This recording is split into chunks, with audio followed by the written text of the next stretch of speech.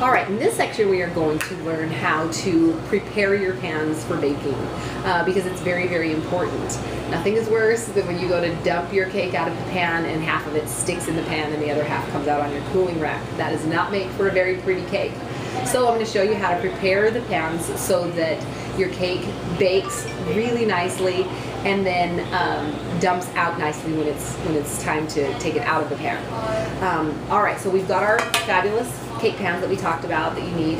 These particular ones are Fat Daddy-O's, which are my favorite because they're a little bit heavier aluminum. You can buy Wilton pans that they're okay. They're just a way lighter aluminum, and these just cook a little bit better and nicer because they're heavier.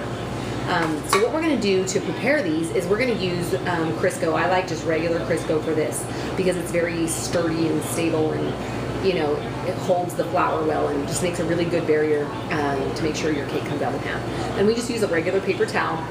Get a little bit of grease in your pan, and make sure that I just go in little swirl motions and make sure you cover literally every tiny square inch of this pan. So and make sure you do all the way up to the top edge too, because you don't want anything sticking at the top. You want that cake to be as free as possible inside that pan.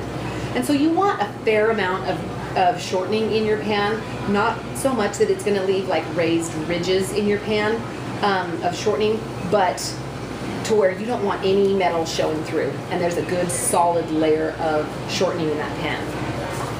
And when you're making a cake, you're often going to share your batter between two pans if you're going to make like a stacked tiered cake. So we'll grease and flour both of these pans really, really well. All right, those are beautiful.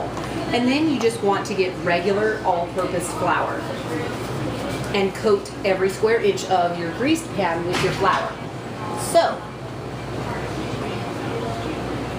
the way that I like to do it is, and if you're going to do like say a 6-inch and an 8-inch cake, you would want to start with your smaller pans first, flour them, and then just kind of dump the flour into the next pan up until you're done, and then dump the last one back into the bin. If you don't have a bin big enough to dump it back into, you can always just dump it in the trash because sometimes it can get really messy.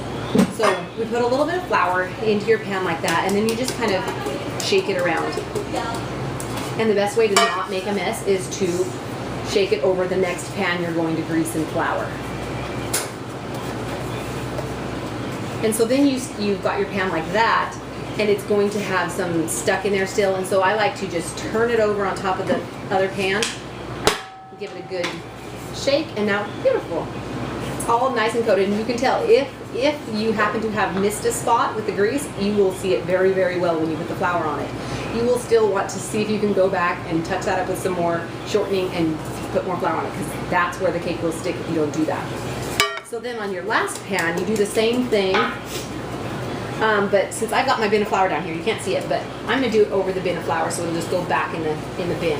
You can do it over a trash can, over a bowl, and put it back in your bin or whatever. So now you've got your extra flour in there. You still want to get that out of there because that'll make yucky little things on the edge of your cake. And so I'll do the same thing, just give it a little, and it'll knock it all down, and then put it back in the bin. All right, so now you've got your lovely greased and floured pans. All right, when it comes to the cake recipe, you can pretty much use whatever recipe that you want. You can use a box cake mix with the instructions right off the box. You can make a box with your own recipe. You can make a cake from scratch. Just any recipe family recipe, a recipe that you find online, anything that looks good to you, you can use. Some cakes work better when you're building a stacked cake than others. The more dense the cake is, the more solid and sturdy your cake will be. The lighter and fluffier it is, the more puffy you can get on your cake. And I'm sure you've seen cakes where they're really, really straight, and then you've seen cakes that are, have little bulges on them, right? So, and then sometimes it has to do with the frosting, it has to do with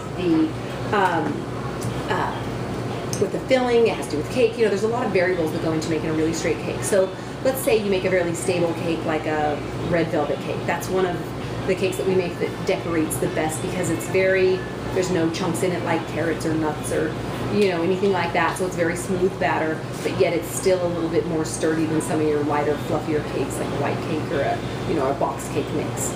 So, so anyway, but today we have a chocolate cake batter that we made up. And what you want to do, if you're baking 2 cakes, you want them to be dispersed, the batter to be dispersed evenly between the pans. You may not have a kitchen scale. To me, it's a mandatory kitchen item, but to others it may not be. And if you can eyeball it and kind of get them, you know, fairly close to the same, that's okay too. But if you want to be for sure, get a scale. You can get, this one is a really nice and, you know, industrial type scale. But if you can get a kitchen scale at your house, you can buy one for like $30 at like your Walmart, Target, whatever.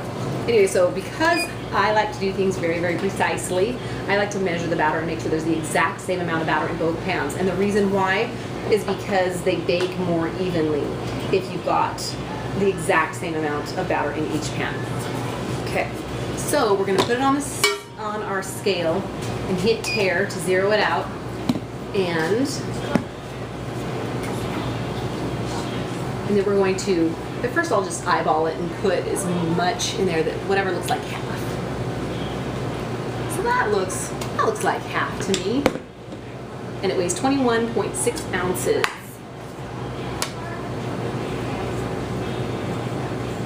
So we'll put the remainder of the batter in this pan and then even it out once we've got it all in there. Okay, so this one weighs 22 ounces, so I was pretty close at determining what half was, but I do this a lot, so it makes more sense to me. All right. Perfect. All right.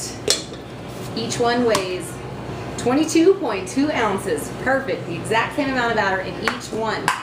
All right, so now we're done with our scale. Now everybody wants to know, everybody's baked a cake where it rises like a little volcano, right? It's all super low on the edges and it bakes like a volcano in the middle, right? Okay, that's not good for making a stacked cake, you know, a layered cake. So what we want to do is we want to make sure that that cake rises more evenly. And you know, at the craft store they try to say, oh, these little things you wrap around, or you do this, you do that, or whatever, it'll make it rise more evenly. Well, this is my trick. And I don't know, those things may work, they may, I have no idea. But the way that it works for me, and it's really, really easy, is you've got your batter in your pan like that, and you can spread it out with a spatula or whatever. But for me, the laws of nature work wonders. And centrifugal force is a beautiful thing. So what I like to do is like to like shake the batter down in the pan, and then give it a spin. And the spinning makes the batter go evenly out to the edges of your pan. So now you've got like, it's high on the edges and low in the middle, which is the opposite of what happens when it bakes, right? So if it goes into the oven with more batter on the outside than is in the middle, it tends to rise far more evenly than if you just put it in there level. So that's how we get ours to rise a little bit more level. Okay, so we're going to do it with this one too. Make sure it's all spun out to the edges. See, that's the beautiful thing about making cake. You get to apply your creative skills, your physics skills, your science and engineering skills. Put them all to work to make a cake. All right, perfect. So now that our cake batter is ready to go, we're going to put it in the oven. And then our next segment will be about how to cool it and cut it in half.